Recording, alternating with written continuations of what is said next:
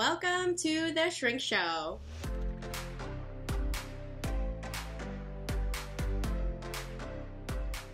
Okay, I did it. You did it. Yay! Social media is hard. Okay, so today we are going to talk about Beauty and the Beast because as a kid, I loved that movie, but there's like, I loved the music and I loved the characters within the castle, but there is so much wrong with that entire movie that, oh my God. Okay. I don't even know where to begin. Where do we even start? Seriously, like, we got Stockholm syndrome. We got fucking, well, it wouldn't be racism. I guess it would be like, what do you call it if it's like against monsters? Just not being accepting of others. Yeah, like there's just so much within that. Okay, so where do we want to start, James? Help me out here. Well, maybe we go one character at a time. Okay. And we can like lump together some of the side characters because I mean, after a while, this would be a little excessive. So let's start with our star, Belle, whose name means beauty. Yes, and she loved reading. Mm-hmm. She loved learning. She was the town like odd girl, right? And I guess let's start there. Why was she the odd girl? Because she liked to read and girls didn't read at that time. So then what are we teaching our young women who are watching this? We're teaching them, well, you might be beautiful, but people are going to look at you funny if you like to learn and read. Mm-hmm. What? And her dad was this inventor guy, and she is a child who lost a mother at a young age. So there's, once again, right in line with Disney. Right. Fucking one moms. Parent's always gone. It's never said how, but it's clear. I think it's alluded to that dad was a single parent for quite some time. And not only that, but oh man, circling back to Snow White, fuck that bitch. I know, fuck Snow White. Which my husband also listened to that episode and goes, "You sure said fuck that bitch the whole time." And I go, "Well, I have strong opinions about her." You know what? Anyways, similar to Snow White, Belle clearly was the parenting figure towards her parent, towards her father. It was clear that she would take care of him. She would be like, "Oh, silly dad, make sure I'm here to take care of him," which, also in line with Disney. Why can't the parents parent? And right. Why is it the female, the daughter, having to parent, their father? Which typical man. Because in many ways, kind of in line with a lot of the Disney movies up to this point, but even within this one, it was almost as though she was, I don't know, revered because of her beauty, but dismissed because her nose was always in a book. But like as though she wasn't capable, yet she was probably the most capable and the most, I don't know, kind and considerate of any of the characters, really. Right. Well, like the whole opening scene of her, reading throughout the town, she like knew everything that she knew the town. Like she could do it while reading a book. She could walk through the entire town while doing her errands. Mm-hmm. So like a typical, like the stereotype of, I think what social media aggressively is talking about is like how women do it all. We work, we take care of the kids, we can do it even when we don't want to and even when we're sick. But, it's just, that joke that we talk about anymore. And so she is demonstrating that. She walks through the town reading while getting her groceries, while talking to the kids, while singing and looking super cute and not caring about what anyone thinks about her. She's just, she has, at least from what we can tell, like somewhat of that self-confidence or ability to not let it affect her that other people are judging her, because they're straight up like looking at her saying, oh gosh, she's so weird. So I was going to almost say from a different perspective, she almost displays, all of the classic trauma symptoms of like going inward. And isolation's not the right word. Help me. And I'm not saying all people who are introverted are trauma response, but almost like a detachment. She almost seems detached from the world around her. Mm-hmm. And having to, like, she's parentified by her father. And then, it's interesting because you said she doesn't care. She doesn't care about the town, but yet she seems overly people pleasing when she gets to the castle with the beast, mm-hmm. which is also a typical trauma response. Like, I have to show my worth. I have to prove that I am worth loving. And I also, am going to view the big heart underneath this beast, which we keep coming fucking back to this.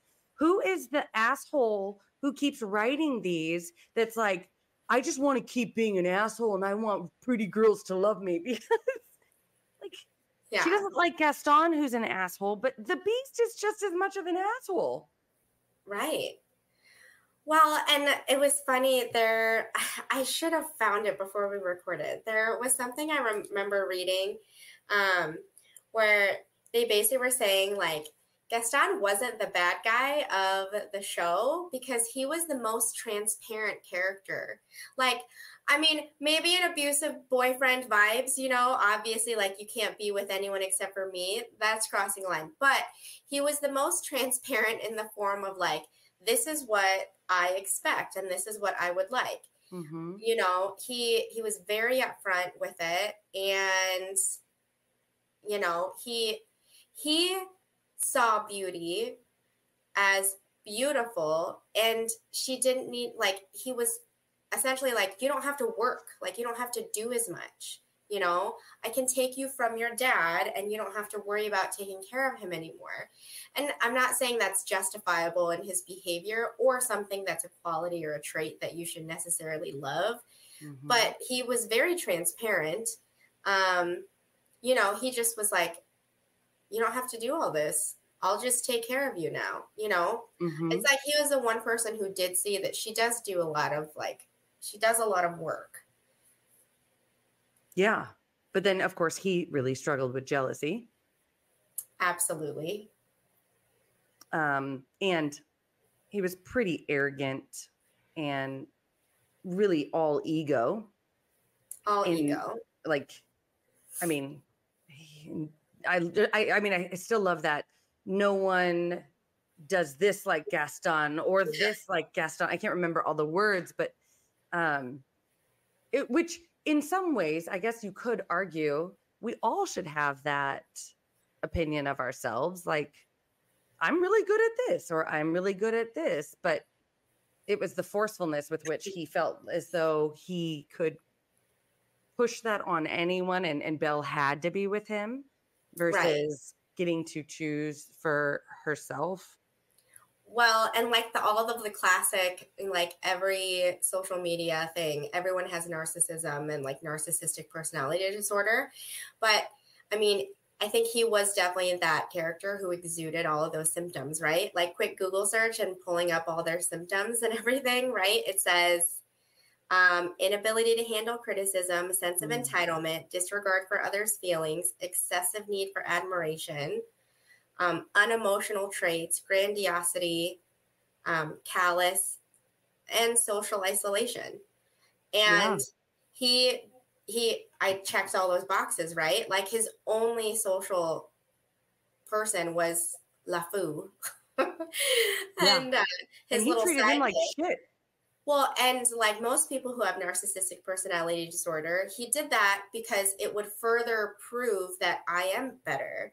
I'm Mm. better than you. I'm going to spend the most time with somebody that I'm better than to ensure that I am that grandiose, admirable, perfect person, right?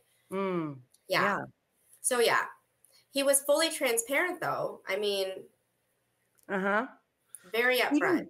Even Belle, like when she sacrificed herself for her father, I feel often with folks who have endured significant trauma and have had to grow up faster than they should have or were prepared for, you often do see that sacrificing, like, I have to be the martyr. I have to sacrifice myself for another.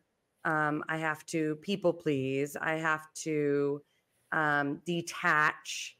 Um, I mean, I don't know. I feel like if she were to walk into my office, she could present as though everything is fine.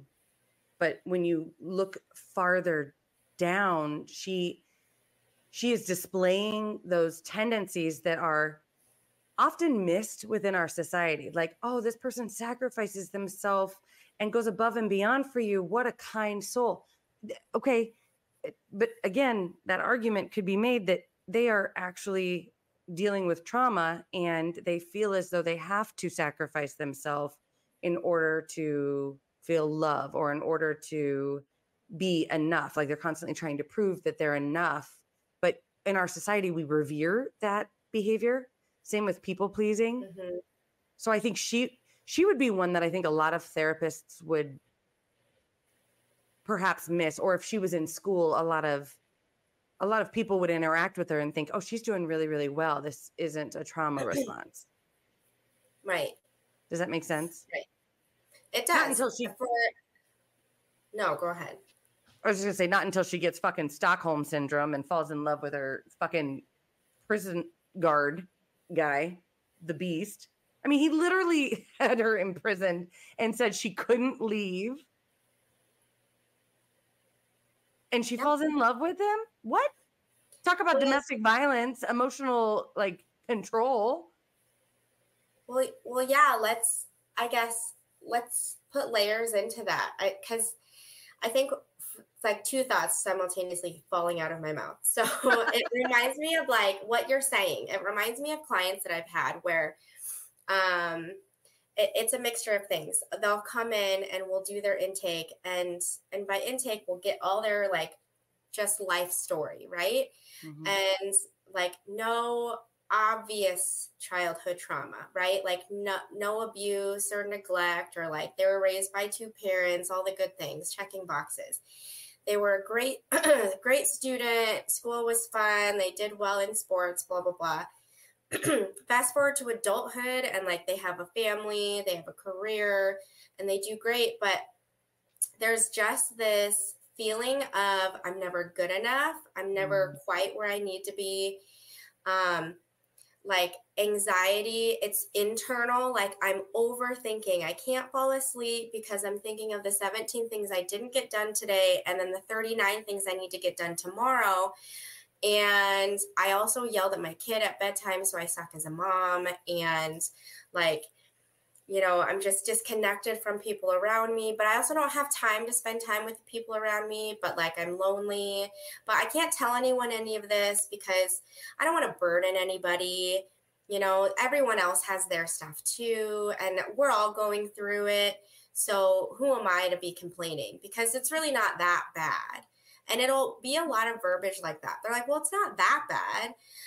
Other people have it worse. Other people are single parents. That comparison. My childhood wasn't that bad. Mm-hmm. So I don't have childhood trauma or all those qualifiers that they try to tell me. And while all of those statements are true, it helps you understand where that mindset comes from, similar to Belle, where it's like you've always excelled at everything, or things came naturally easy to you, or you were naturally smart.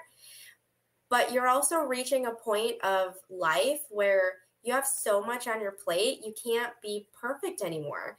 Like for Belle, it was probably easy to be perfect when it was just her and her dad and like, you know, running a slight errand. But like shit hit the fan when like she had more people in her life and like, you know, when there were more and bigger issues going on, you know? So it's, I think an easy way to demonstrate for listeners too, where they're like, you know, if you've said those things or believed those things, that it all just like stacks on top of each other of these, I don't know, beliefs that, well, things do come easy to me, or I am smart enough to do it by myself, or other people have it worse. So I just need to get over this. I need to quit overthinking. And it is hard, right? And it's okay to say it's hard.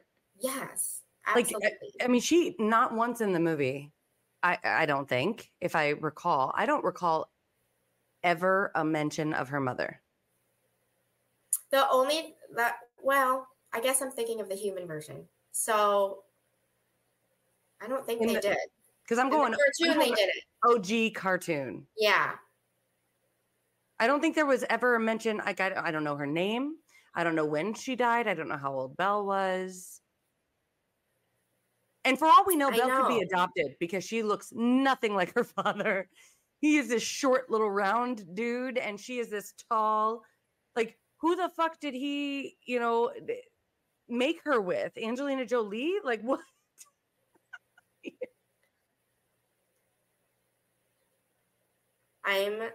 Okay. So then let's move on to the Beast. Okay, so entitled Prince. Yeah, his backstory. Yep. Couldn't be fucking bothered at all by anyone's troubles. And this witch, and I hate the word witch because it has in our society such negative connotation. But I think she was actually a beautiful soul because she showed the truth. She was, you know, a truth shower. So she came as a homeless woman begging, right? Homeless woman? Or was she she was just, a homeless woman. Yeah. Begging for shelter during a storm. Was she a witch or a fairy? What was she? Actually, now that I say this. Let's see what the internet says. Anyway, so she came to the front door asking for help, seeing, you know, how great his heart would be. And he denied her and she cursed him. Okay. So the thing that angers me the most about the Beast is, all right, sir, you were cursed and it sucks to be the Beast. Okay. Fucking get over yourself. Your assholery literally punished your entire castle of people. There are children that are fucking teacups. You fucking dick. Like, I am so angry at him. And even as a kid, I liked his turning around. You know, I always love a good comeback story. But it's like, you fucking prick. You didn't apologize to any of these people. Their lives, they also lost their lives. And you are just, woe is me, selfish fucking asshole in your West Wing, whatever. And they are just constantly having to keep serving you. Right, they kept serving. Well, and, you know, as you were saying that, he has the exact personality as Gaston. The exact personality disorder of, the entitled grandiosity, you know, he's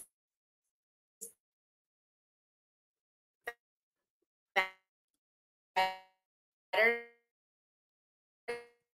than everybody. And even it's just, hold on. The internet is my computer like get all panicky. Yeah, it did. So you said he feels that he's better than everybody. Shit, where'd you go? Yeah, he is exactly or he is exhibiting the exact same traits as Gaston, that personality disorder that we just went over. And when you said that, I'm like, that is fascinating. I guess, like, and it's the whole, like, he doesn't understand other people's perspectives until he's put into that perspective. And I would argue, did it still freeze? No, you're back now. But my argument is, so he displayed a smidge of kindness towards Belle. Okay, so he starts falling in love with her and whatever. So he allows her to go rather than breaking the curse. Okay, the ultimate sacrifice. Oh, you allowed her to make her own decision to save her dad. Oh, huge sacrifice, beast. Like, what? Like, yes, you can still have contact with your family. I'm such a good guy. That's really all we see, that he reaches this point of allowing her to make her own decisions and potentially sacrificing what he wants for what she wants or needs. And as a young girl, I'm supposed to then think, oh, he is what a man should be. Like, what he did this one thing. What are all these terrible things that he did? It really mirrors domestic abuse relationships. And I want to clarify for the listener, like, domestic abuse is not always physically assaulting your partner. It is an emotional control and a physical control of her environment. He isolated her from her family, from her town, anybody who knew her. He controlled what she wore. He controlled when she came down to eat. He controlled where she could go in the castle. He controlled what she could do and how. And and even though it demonstrated Belle as a free spirit who went into the West Wing, she got her ass ripped in half, you know? So that also is showing you, okay, yeah, you too could be a free spirit saying, I'm going to do what I want in this abusive relationship. But it's the repeated consequences, you know, and then, it's the repeated berating. And he does the one sacrifice of letting her go and the other sacrifice of, you know, his own potential death. And that is exactly what happens in those domestic abuse relationships of, oh, baby, I'm so sorry. I'm so sorry. I love you so much. I would never hurt you on purpose. No, I love you so much. I'm just trying to protect you. I'm just trying to keep you safe. Yeah. Look at how dangerous the world is. I'm doing this for your own good. Like, they convince you that this is for your benefit or you need this. See, of course you need me. So then you start saying that to yourself, like, I do need him. Yeah, you're right. You're right. And he went from this small house that she had to take care of to this huge castle with servants, and she could have anything she ever wants. So again, it's kind of that idea too of, well, I'm taken care of. Like, I'm selling my soul to, you know, this prince because this is an upgrade and he just loves me. Right? If we were to see that relationship play out, likely we would see the same trend. Like, if I were to diagnose the beast, I would probably diagnose him with bipolar. Maybe schizophrenia, because he has fucking servants that are candles and he thinks he's a lion. You know, I mean, I don't know. But I mean, I would for sure probably say bipolar, because I think you see those extreme depressed states for him, and you see those manic states where he's just like, ah! And he's got all this, like, I don't know, energy and mania that comes out of him. I don't know. What are your thoughts? Well, and I guess there's I have several. I don't know where to start. So I think with him, I would still, well, it's hard because I'm like, let's talk about the shift that he makes. But before we get into that, going deeper into like for listener and making it applicable, I have so many clients where they'll it's they're in that situation like Belle, like modern day similarities would be, well, I'm not going to be able to afford rent if I break up with him, then I have to live by Mm, myself and I can't afford it.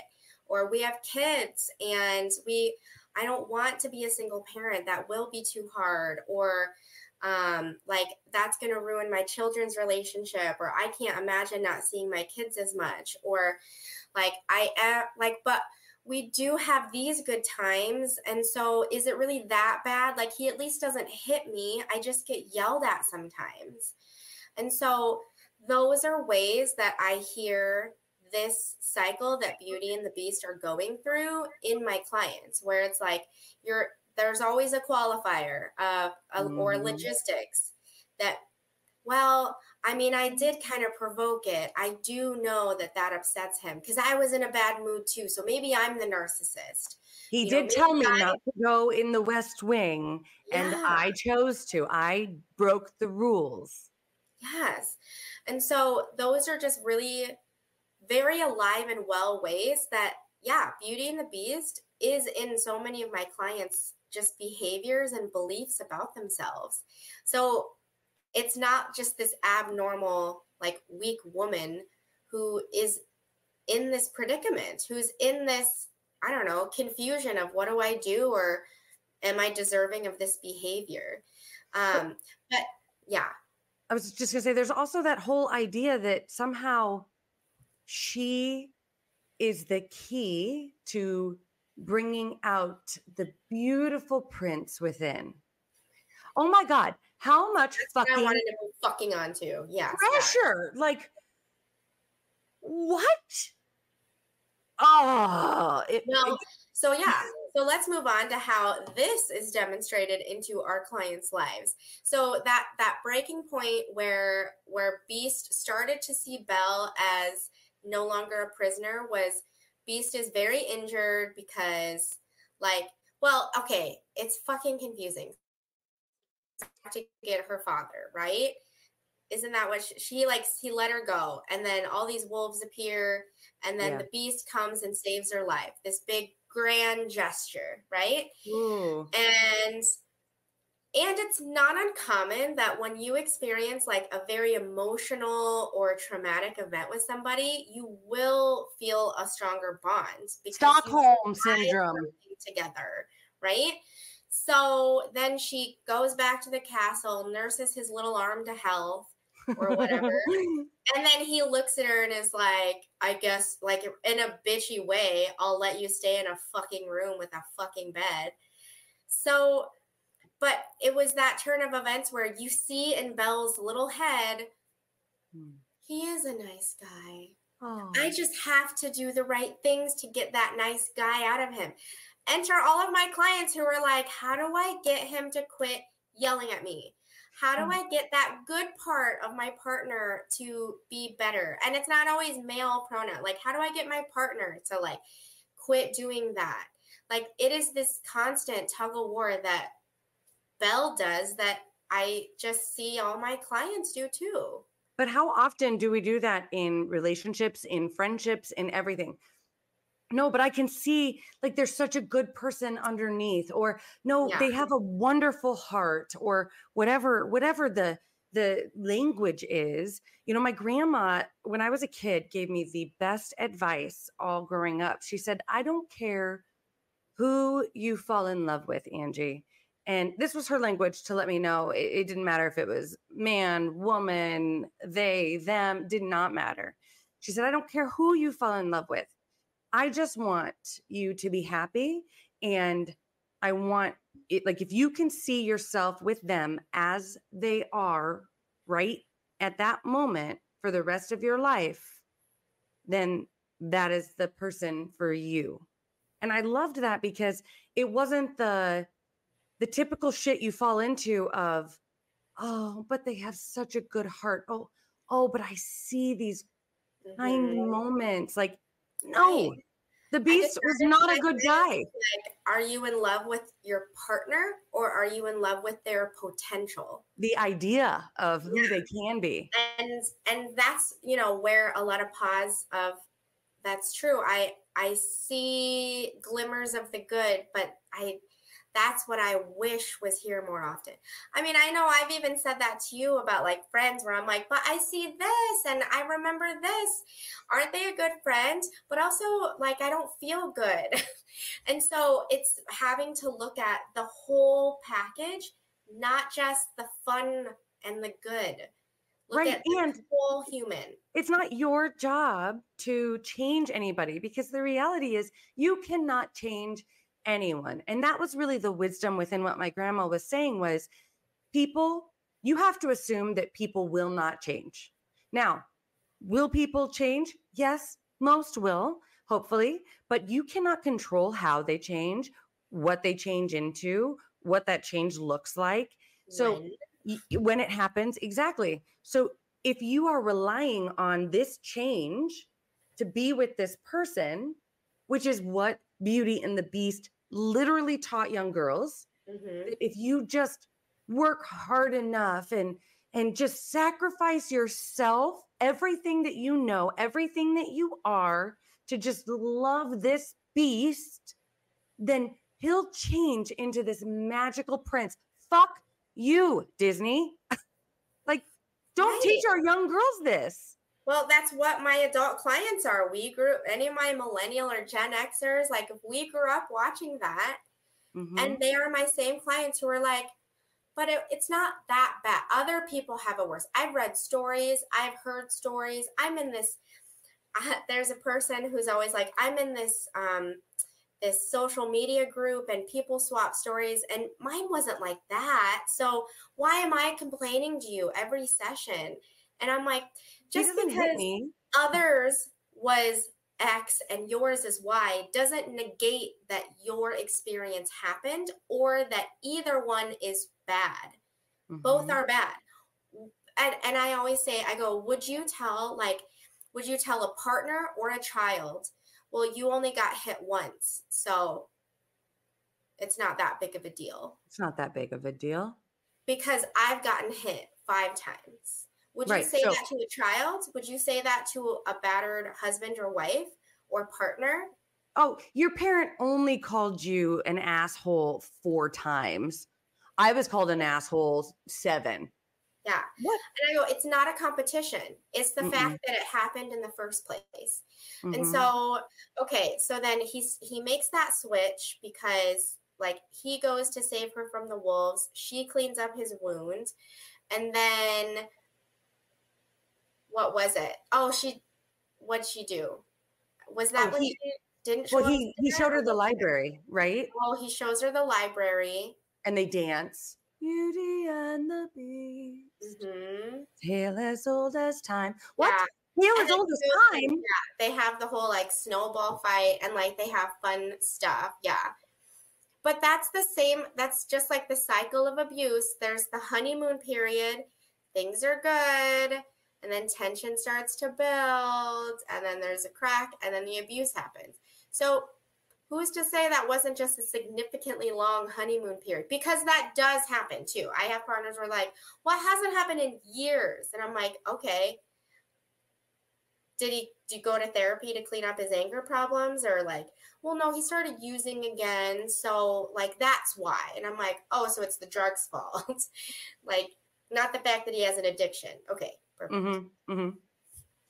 So I want to talk really quick about Lumiere and Cogsworth. Okay, Cogsworth, the clock, guys. He is that anal retentive clock. And I say anal retentive in the most loving of ways because I would diagnose him with OCD. I would consider. I don't know enough about the specifics of that diagnosis. He definitely has an anxiety disorder. But he is like, everything has to be this certain way, you know, and maybe generalized anxiety, but he is rigid in the way he wants things to go, which, I mean, the only constant in life is change, right? So anxiety is really the fear of change, which is the only constant in life. I know. Did the listeners follow that? So literally fearing life, because change feels out of control, which you could make the argument, literally everyone in this castle experienced trauma.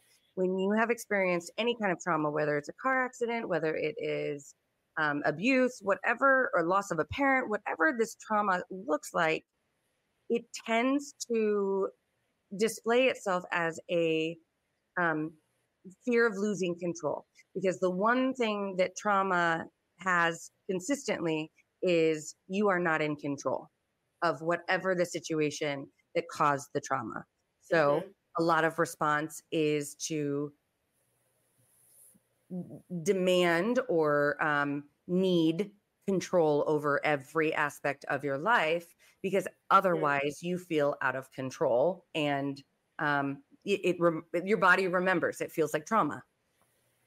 So yes, Cogsworth, he's very adorable. I would almost argue with Lumiere that he and the little French duster had like the healthiest relationship of any of all of the characters. Yeah, he was just like I just love you, beautiful. You know, and I think it's funny because she's like the French maid duster lady, but he loved her. Yes, they were in love. Plumette. And from what I can tell, it was consensual, you know, all good things. What would you say he had or exhibited any trauma responses or like diagnoses? I can't think of one. He seemed pretty healthy in my opinion, but I think so. This is what I could see. It's not, I don't know if there's necessarily a diagnosis, but traits that he exhibited were polar opposite of Cogsworth. He just was like ignorant bliss, like nothing bad is going to happen. I can do impulsive things. I could like, what's worse than being a fucking candlestick, right? I can sleep around. I can help this girl even though the master's gonna beat my shit if I do that. Like he was like antagonizing all of the stuff. Like we'll do. Are we interrupted by a child? I was like, oh my god, like, no! I think ice. Like I think like some giant ice thing just fell outside my. I hope it was ice and not a child falling off my deck or a dog. You know, that's really what I'm hoping. It's all right. It's fine. It's fine. There's nobody's crying. No, but he exhibits, because I see this a lot in like any PTSD clients. Sometimes it's not as obvious PTSD where like, you know, flashbacks, depression, and like reactive. It's more like I'm so oblivious to like danger that I will do dangerous things because what is going to happen? What I've already turned into a candlestick. Like he is a little promiscuous. He does do that huge Be Our Guest display, knowing full well that it will get not only him, but everybody in trouble. He has no sense of safety for him or anybody else. So, but you see this a ton with teenagers who experience trauma, that I'm a superhero. Nothing can harm me. I mean, what? Yeah. Like they're the ones who are speeding. They are the ones who are experimenting with drugs, with sex, with hanging out wherever they want, whenever they want. Rules and structure are bullshit because they're trying to find control, but their gauge is off because if a trauma happens, their gauge is off on what is safe and what is unsafe. Well, and it's almost kind of like a control of being out of control. You know, that's that same idea of feeling out of control in the midst of trauma. So either you lean into it or lean away from it. You know, it's still like, I think that's a really good, observation, Jamie, because they really did respond similarly, just one on one side and one on the other. Just a spectrum. Well, it's even like, so examples for clients. I had a person where we really dissected. They had a lot of trauma in their lifetime. time and they struggle with interpersonal relationships and intimate relationships. And we really identified like they've never had a safe sexual relationship or encounter for that matter. And we were like, okay, trying to address and clean up that. And one session they straight up were like, I don't even know if that's what I want because it sounds so scary to ever feel safe. Mm-hmm. And it seems maybe abstract, the idea of somebody declining the opportunity of safety or of a good, healthy relationship. But that was like verbal proof of how scary it is because safety is such a foreign concept to this person that they would rather reject it because it is so unfamiliar. Yeah, right? The devil you know is better than the devil you don't. And it's also kind of like chasing that dopamine high, right? Riding on a roller coaster, because you see this often with people who've experienced trauma that they need that thrill. And sometimes this shows itself as overeating because when you eat, a lot of food or certain foods, then no, thank you. Please go. Can you please go?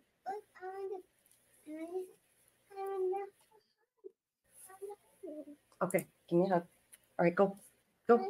No, I'm recording right now. Can you go, please?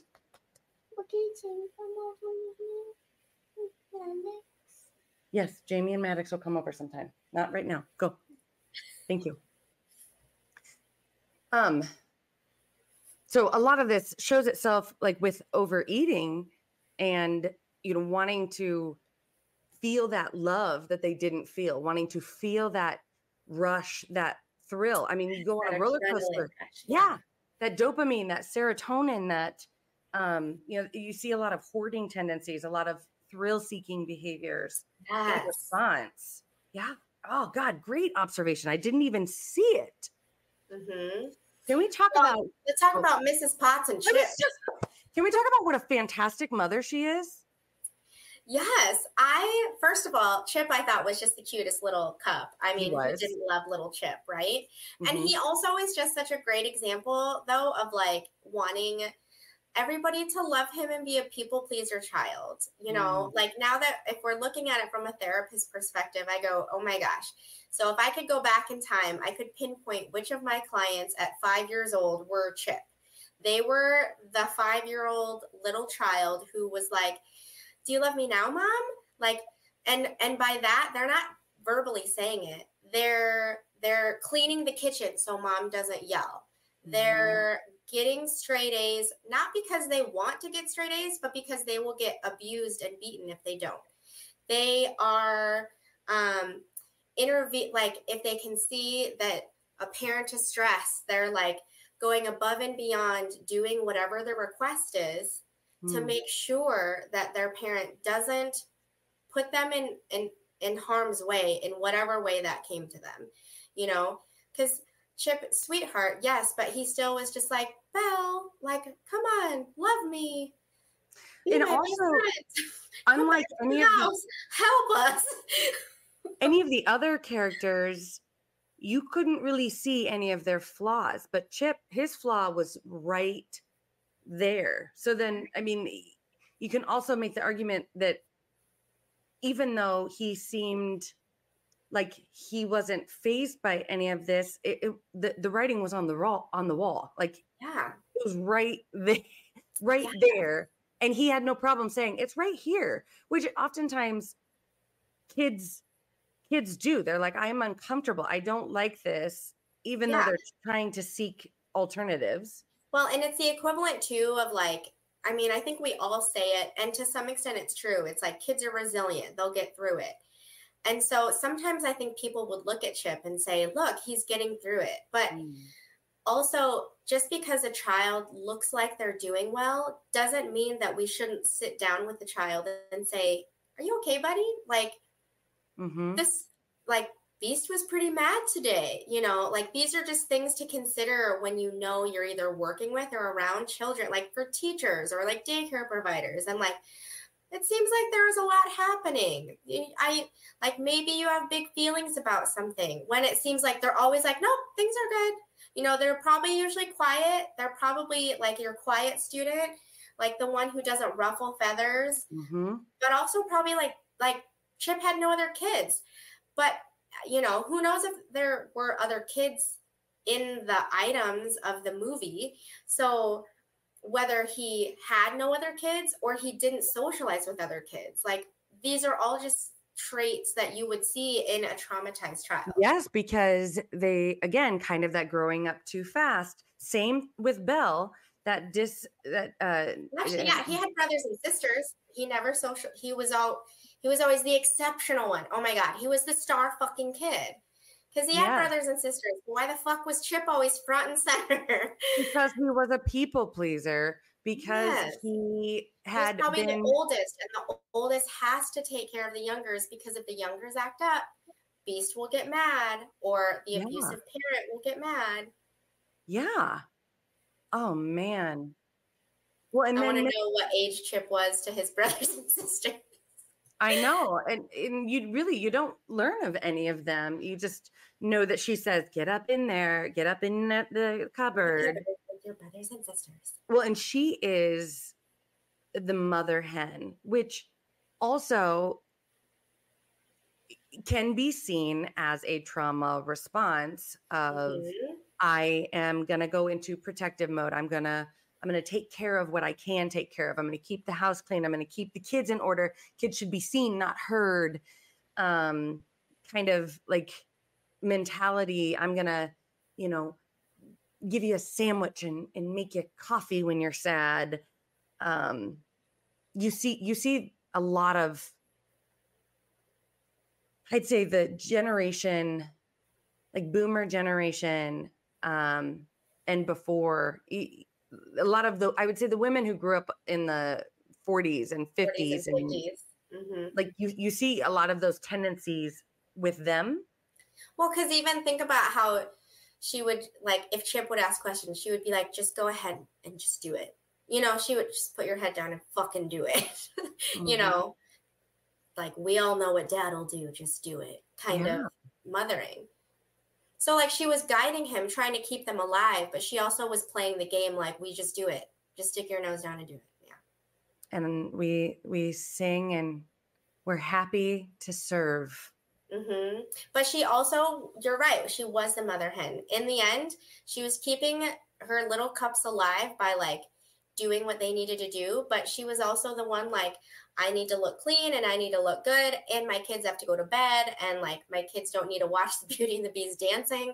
Like, she very much was like, I'm still your mom and I have my mom duties. So, I mean, she was getting through it too. When she really kind of mothered the Beast in a lot of ways. She was the mom figure for Beast, absolutely. Because the Beast would just be ranting and she would just be like, but I mean, well, I guess Lumiere and Clocksworth tried to some extent, but they were just like a group of bros. Yeah. Like, women are impossible. This is so complicated. Why the fuck does she keep trying to escape?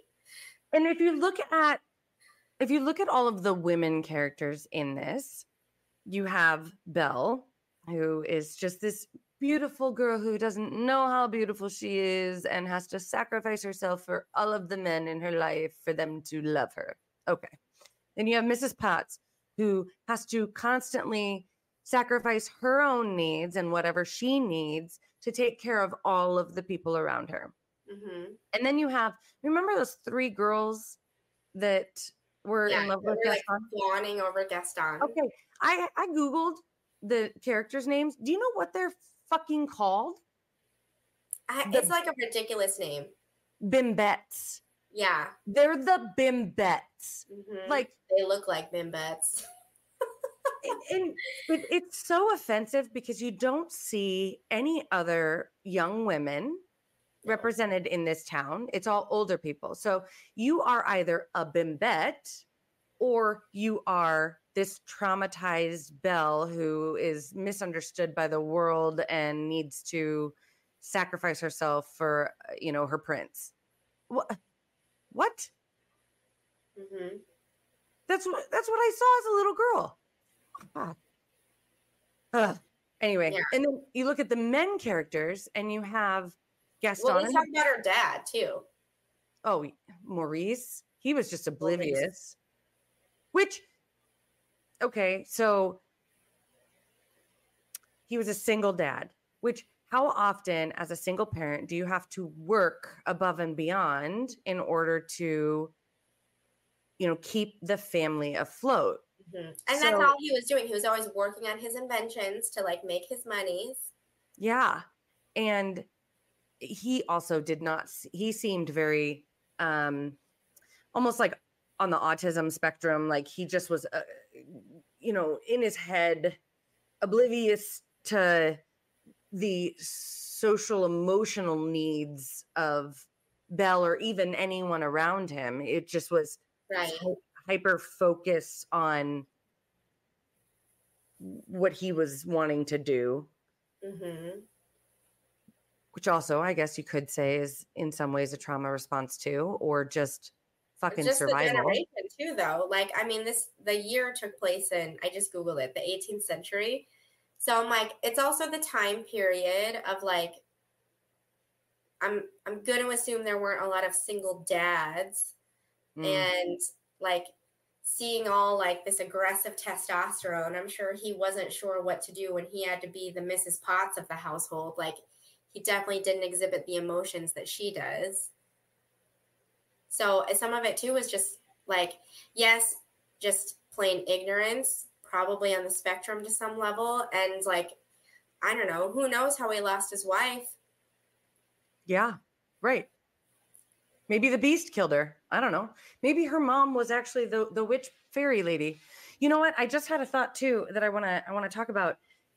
So Gaston and the beast. So we've already explained that there are so many similarities in their personalities. So what is really interesting about that is, that saying of it, and I'm gonna butcher it because I don't remember the exact saying, but it's something like the thing that bothers you most about other people is actually a quality within yourself. Mm-hmm. And it's interesting because Gaston is so bothered by the beast and rounds up the townspeople because he creates this fear of the beast. And people mob mentality, real nice. Yep, people are so easily swayed when you scare them enough. And he knows how to do this because he is a master manipulator, right? He's fucking narcissistic. He's able to convince you of what you think, whether you think it or not. You could probably say some of our today's politicians might fall within that similar category. Fear-based mindset, yeah. You can decide who. But he is so upset with this beast because they are the same. He's angry with the qualities that this beast possesses because he is fearful that it will, like, I don't, what am I trying to say? Because like he could easily have been the beast. Right. Like if that old beggar woman showed up at Gaston's door and asked for shelter, Gaston would have sneered her away too, like they said in the cartoon. Like Gaston wouldn't have been nice to her either.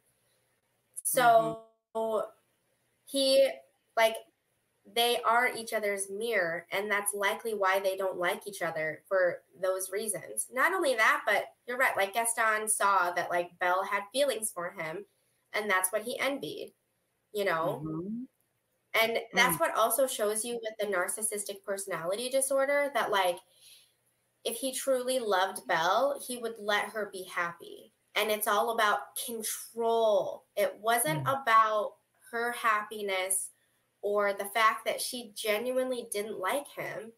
It was control. And so same thing with like that abusive cycle. It's not because they're unhappy with you or you're not doing good enough.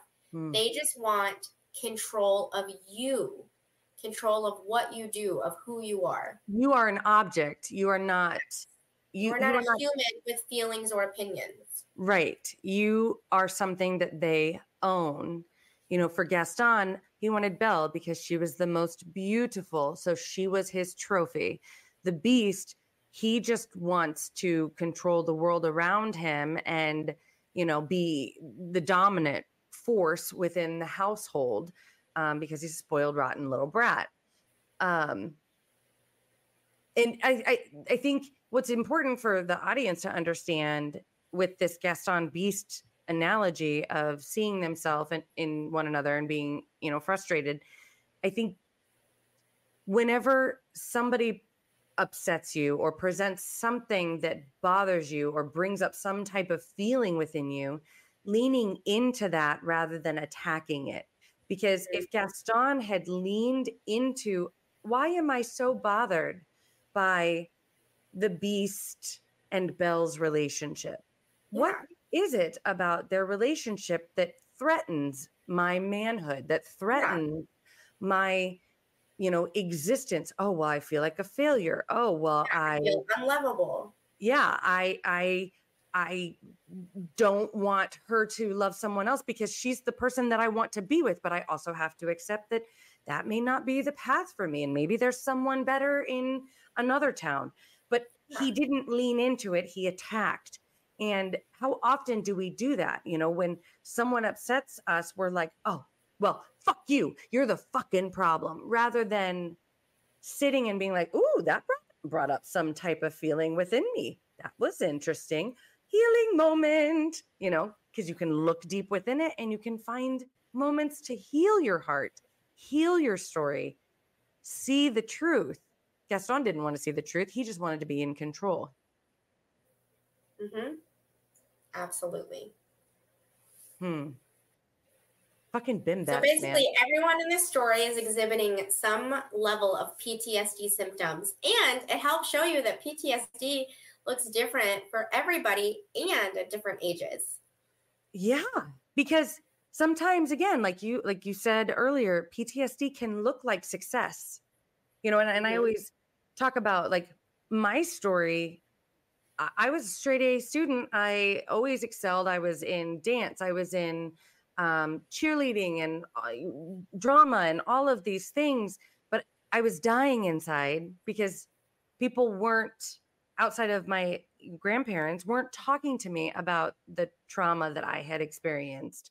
And I needed to talk about it, because otherwise I was misinterpreting the world again and again and again. I was sacrificing myself again and again and again. Like, yes, trying to make sense of the world and people please, when in the end, none of that was really necessary.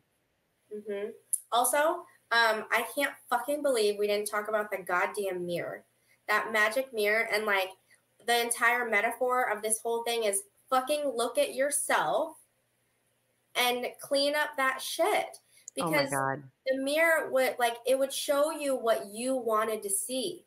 Yes. Like, how often do we say that, like, in our podcast, and how often do I say that in session? Like, you're going to see what you want to see. If you want to see the Beast, if you want to see, like, where your dad's at, if you want to see, like, what is happening, like, it is such a, like, crazy, beautiful metaphor of that's all of my clients. Like, if you want to see that this is a great relationship, like I had a nickel for how many clients where one session they're like, we're breaking up, they're not good for me. And the next session, they're great. And they're sales pitching to me why they got back together with their ex. I'm always like, who are you trying to convince that this was a good decision, me or you? Like, you're just wanting to see what you want to see. That's fine if you see that. I will support you if that's what you see, unless there's obvious danger, etc. But I'm like, if that's what you see, then that's what it is. I can't be here to tell you observations, but they might not want to come back to see me. They might argue, they might feel a certain emotion when they hear those words. Well, and you even go into the rose. Red roses symbolize love. The Beast was hardening his heart. He wasn't opening. He got hurt one time and he shut his heart off. He put it in a glass container that is easily breakable again, right? And it was like my heart, the love that I desire and want in the world is unattainable. It's in this glass box, and I'm just going to continue to harden it until there's no more love. Which, how many times are people's heartbroken? Are people's hearts broken? And then they are so fearful to love again. Or as a kid, if you experience trauma, you're terrified to love, to put yourself out there, because what if you aren't accepted? What if you aren't, what if you truly are unlovable? Yeah. So what do you show? You show an angry face to the world. You push away people before they can even hurt you. I hurt you before you can hurt me. I mean, I did this all the time in friendships and in relationships. If I had an inkling that you were going to hurt my heart, I pushed you away first. I broke up. I mean, I never got broken up with. Why? Because I broke up with them the minute I thought they were maybe losing interest or were going to break my heart. Mm-hmm. It's the same as clients I've had saying, well, I don't want to get married because I've seen what divorce could do and I'm not even going to chance it. Or it two-sided. I've had some clients say, well, I don't want to get a divorce because what if this is as good as it gets? Or like, I don't want a divorce because I don't want to be alone for the rest of my life. Like you're going to see what you want to see. Mm-hmm. Mm-hmm. But where is your happiness? Opening your heart. Is being with somebody, then I guess you're going to stay in this loveless marriage. That's fine. Well, and that's the other thing is the Beast was surrounded by a whole group of people who just wanted to see him succeed. Perhaps it was self-serving. Perhaps not. I don't know. But they all banded together to support that motherfucker. Yeah. Like, ugh, man. Okay. So I'm going to watch Beauty and the Beast with a lot more clinical eye, I guess. Oh my God. I'm like, trauma, so much trauma and pain and narcissism. And yeah, it's a great, exhibition of a personality disorder. That's for sure. Mm-hmm. Well, anyway, if you guys have a movie that you would really like for us to dive into, please don't hesitate to let us know. Also, let us know any of your thoughts that maybe perhaps we missed, or any aha moments where you're like, oh my gosh, I see this. Kind of like, with Lumiere, and I'm like, well, he seemed healthy. And Jamie's like, well, there's so many different perspectives that are so fantastic for everyone to consider, because you really can dive into these movies and see a lot of symbolism within your own life.